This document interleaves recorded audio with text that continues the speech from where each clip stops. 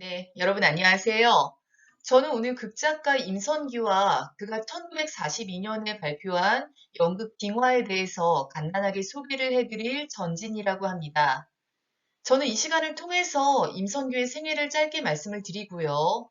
오늘날 관객이 국민연극 빙화를 과연 어떻게 해석할 수 있을지 그 부분에 대해서 의견을 좀 피력하도록 하겠습니다. 예, 일단 극작가 임선규는요, 네, 식민지 시기 그 당시 연극 전문극장이었죠. 동양극장의 대표 작가로 알려져 있고요. 그의 작품 중 가장 유명한 작품은 아무래도 1936년에 호화선이 공연한 작품 사랑의 솟고 돈에 울고, 수풍령, 동학당 등 이러한 작품들을 발표했습니다. 임선규가 100편이 넘는 대중극을 발표한 것으로 알려지는데요. 현재 우리가 볼 수 있는 임선규의 연극은 사랑의 솟고 돈에 울고, 동학당 외에 국민연극 빙화, 새벽길 정도만 대본을 확인할 수 있습니다. 임선규의 경우 극단 아랑, 네, 대중극단이죠. 이 아랑의 전속 극작가로 활동했고요. 40년대 초반 동경으로 유학을 다녀온 후에 1년의 국민연극을 발표한 것으로 알려지고 있습니다. 임선규의 경우 1948년 배우인 아내 문예봉과 함께 월북을 했고요. 북한에서는 별다른 활동을 하지 않았고요. 임선규가 북한에서 창작한 작품은 현재 알려져 있지 않습니다. 그리고 문예봉의 자서전에 따르면 임선규는 1960년대 후반 사망한 것으로 알려지고 있습니다.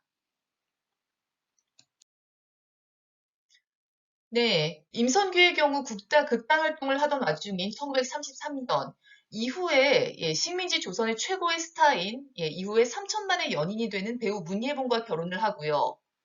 임선규가 국민연극 경연대회에 작품을 출품하면서 국민연극 창작에 주력했을 당시에 문예봉 또한 지원병이나 조선해협 등 일본의 전쟁을 찬양하는 선전 영화에 출연했습니다. 해방 이후에는 사랑에 솟고 돈에 울고 등 과거에 임선규가 창작한 연극이 다시금 큰 인기를 누렸고요. 또 해방 이후에 그의 아내인 문예봉 같은 경우는 조선영화동맹, 좌익영화단체죠. 여기에 가입해서 선두에서 활약하면서 어떤 그 당시 어떤 좌익의 이념을 좀 선전하는 활동을 계속해서 진행했습니다. 그리고 문예봉이 월북 이후에 북한 최초의 극영화죠. 내 고향에 출연하고 이후 공훈 배우, 인민 배우가 되면서 북한 영화계에 안착한 것과 달리 임선규의 경우 뭐 지병인 폐결핵 때문인지 아니면 다른 이유도 있을 수 있겠죠. 어쨌든 북한에서 있었던 약 20년간의 시간 동안에 북한 체제에 부합하는 작품을 발표하지 못했습니다. 부부는 계속 함께한 것으로 알려지지만 어쨌든 월북 이후의 활동의 활발성은 이 정도로 차이가 나고요. 계속 보겠습니다. 예, 보시면은 여러분 임선규의 사진이 많지는 않은데 여기 보시면은 여기 가운데에 있는 게 임선규라고 알려져 있고요. 예, 여기 신문 기사에서 발췌했고요. 지금 이 장면은 영화 조선해협의 장면이고 여기서 아이를 안고 있는 게 임선규의 아내인 배우 문예봉입니다. 식민지시기 배우 문예봉 같은 경우 현모양처의 이미지를 강하게 가지고 있었고요. 또 맨 오른쪽에 있는 사진은 문예봉이 월북 후 출연한 영화 내 고향의 한 장면입니다. 그래서 두 부부의 생애를 잠깐 살펴봤고요. 네. 당시에 1940년대 초반 총독부가 주관하는 국민연극 경연대회에는요.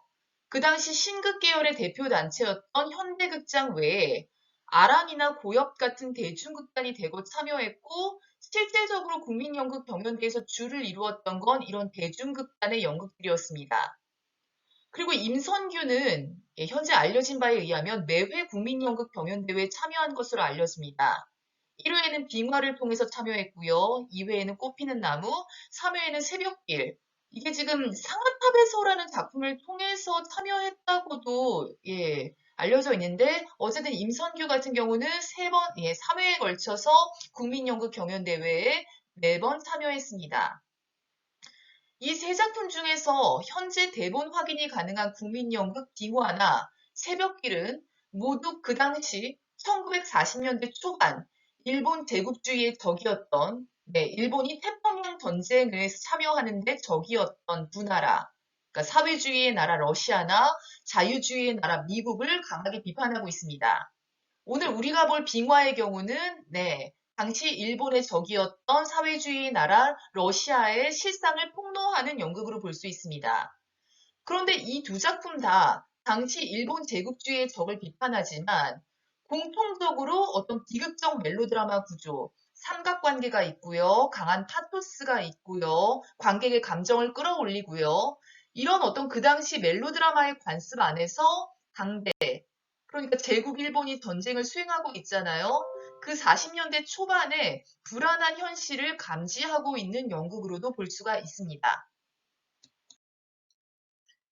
예, 연극 빙화는요, 대중극단 고엽이 제작했고요. 네, 해방 이후에 뭐 영화 자유만세에 출연하는 예, 전창근이 연출한 작품입니다. 1942년 10월 부민관에서 첫 공연을 했고, 예, 이후에도 인기를 얻으면서 계속 공연을 했습니다. 이 연극의 내용을 잠깐 보시면요. 이 작품은 사회주의자 박영철이 그 당시 식민지 조선의 자본주의의 염증을 느끼고 연인 순영과 함께 러시아로 이주했다. 사회주의의 실상을 목도하고 예, 그 당시 어떤 제국 일본의 이념에 따라서 진정한 일본인으로 거듭나는 과정을 다룬 작품입니다.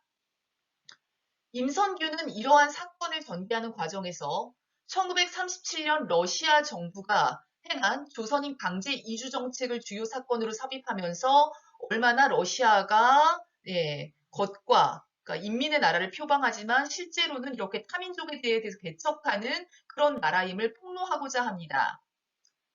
이 작품에서 중요한 거는 중요한 예, 줄거리는 두 가지입니다. 먼저 사회주의자였던 지식인 박영철이 제국주의자로 예, 일본 이념에 충실한 제국주의자로 전향하는 이념을 바꾸는 과정을 보이고 있고요.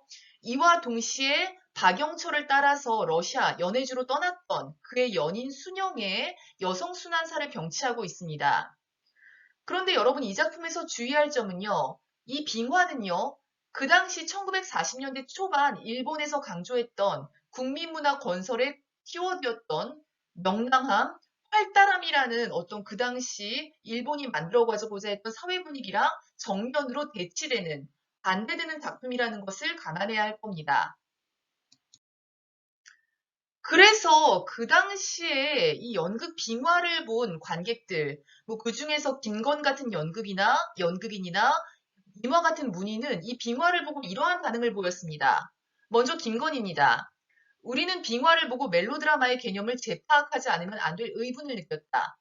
의도가 좋았음에도 불구하고 이번 제전의 의의를 소원히 한 것은 작가의 약점인 것 같다. 멜로드라마란 무엇이냐? 어떤 것이냐? 이 문제는 우리가 손을 잡고 좀 더 탐구할 과제인 줄 안다. 네, 이게 빙화를 본 연극인 김건의 평이고요. 그 다음 보겠습니다. 정치적 주제가 인정극의 사건을 진전시키는 배경으로 취급된다. 주인공이 러시아에 가는, 임로하는 동기가 더 선명 정확해야 할 것은 물론, 그리고 귀선, 조선으로 돌아오는 것을 결의하는 원인도 한층 더 현실적이요, 또 확실하지 아니하면 안 된다. 이렇게 임하는 연극 빙하의 한계를 지적합니다. 그러니까 이 둘의 반응, 김건과 임화의 반응을 보면요. 연극에서 어떤 그런 이념적 프로파간다가 선명하지 않고 오히려 멜로드라마, 인정극적 요소가 두드러진다는 거. 이게 두 필자가 빙화에 대해서 지적하는 공통적인 요소로 볼 수 있습니다. 그래서 오늘날 연극 빙화는 이렇게 다양하게 볼 수 있을 것 같습니다. 먼저 임선규는요. 네, 당시 어떤 연해주에서 있었던 네, 조선인 강제 이주 사건, 이렇게 생경한 주제를 전달하기 위해서 멜로드라마의 양식적 특성을 활용합니다. 문제는 이 과정에서 오히려 그 당시 일본의 적이었던 러시아를 비판하겠다는 정치적 주제는 뒤로 빠져버리고요. 오히려 멜로드라마적 대중극적 요소가 전경화됐다는 거, 이 점을 유의해서 볼 수 있을 거고요. 이 작품의 주인공 박영철은요, 계속 회의합니다. 정말 결말부에 이르기까지, 네, 러시아에서 사회주의 현실을 목도한 후에도 끊임없이 회의하면서 끝까지 약간 굉장히 염세적이고 비관적이고 회의적인 인물로 등장합니다. 그리고 여러분 이 작품 대본을 한번 보시면 알겠지만 이 빙화 같은 경우는 총독부 심의 자료인 뭐 줄거리와 기획 의도를 요약한 경계와 실제 대본의 결말이 조금 다릅니다. 또 연극 빙화 같은 경우는요, 노래가 중요하게 등장하는데 이때 노래는요, 삶의 터전을 빼앗긴 사람들이 부르는 슬픈 노래입니다. 이런 식으로 임선규는 본인의 국민연극에 뭐 자신의 터전을 잃은 사람들, 희망이 없는 현실을 개탄하는 그런 사람들의 어떤 노래를 삽입하고 있고요. 또 이 작품은 아까 여성 순환사로 해석될 수 있다고 말씀드렸는데요. 이 작품에서 박영철 못지않게 중요한 인물은요. 박영철을 따라서 러시아로 갔다가 러시아인의 아이를 갖게 되고 조선으로 돌아오지 못하고 혼자 남게 되는 순영의 존재입니다. 굉장히 비극적이죠?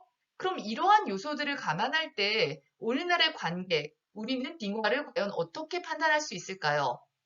네. 예. 이런 점을 감안해서 연극 빙화의 대본을 읽고 또 오늘 언더큐멘타 공연을 볼 수 있을 것 같은데요.